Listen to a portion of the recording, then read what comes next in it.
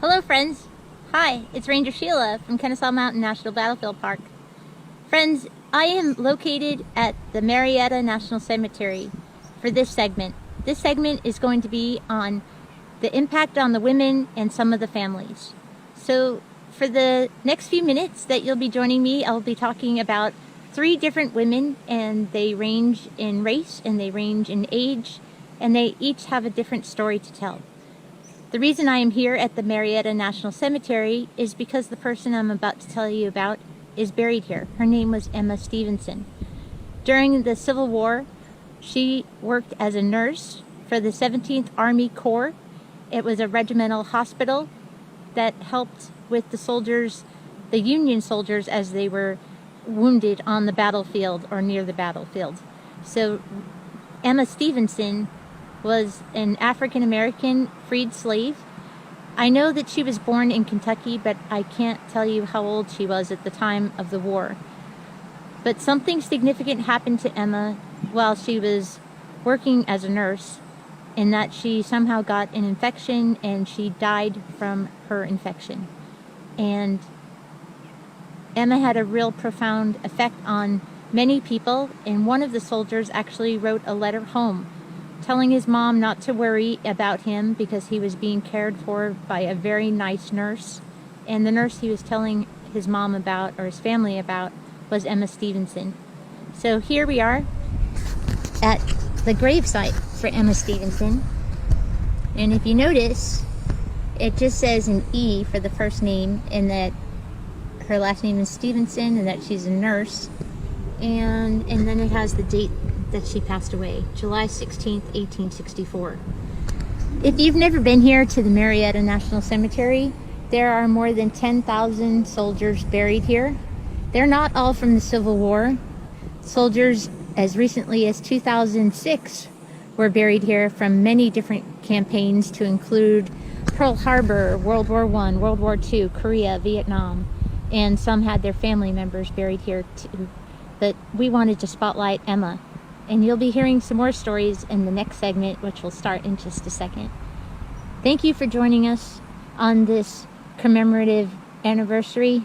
It is a sad event to remember all the people that passed, but it's important that we remember. Friends, the next person that we're going to speak about is Lucinda Hardage.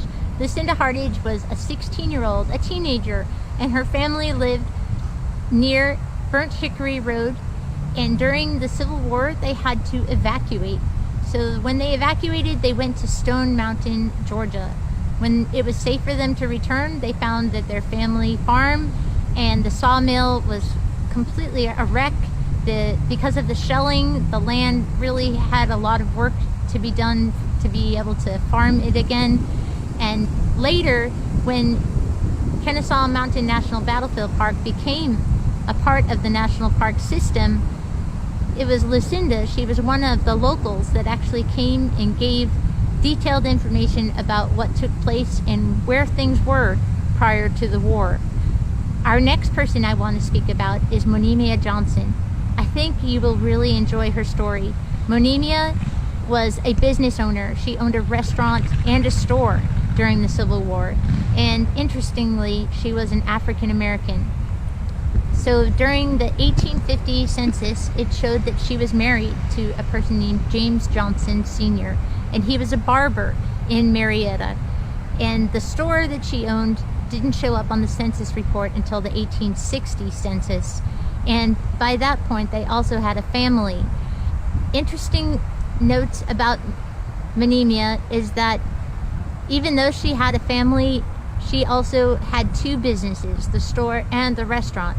When the occupation of the Union forces took place here in Marietta, the last thing that happened as the Union forces pulled out and Sherman began his march to the sea, they burned or looted many of the storefronts, and that happened in Marietta as well. And Moneemia's store was destroyed, and all of the items were looted or ransacked by the soldiers. So later, after the war was over, Moneemia filed suit against the United States government for a bill in excess of $2,500 for the damage that was done to her store and her restaurant. And it was about 8 years later, after she filed the petition, that she actually was awarded money for the damage. It wasn't the amount of money that she petitioned for, it was approximately $247 that she was reimbursed. But what's interesting about this is that she took on the federal government and she won.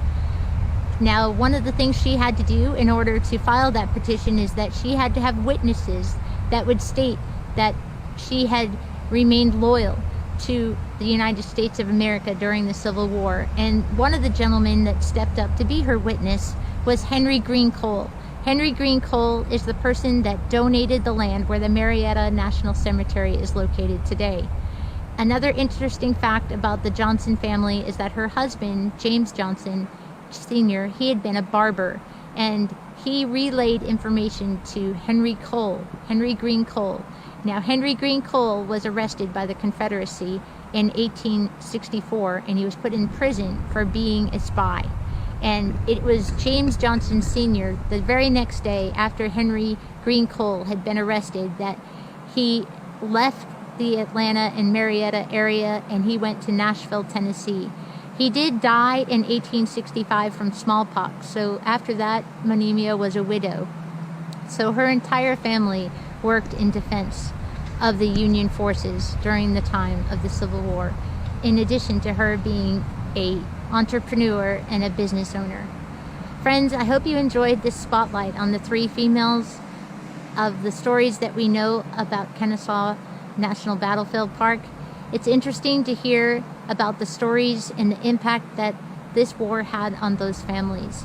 Their lives were forever changed.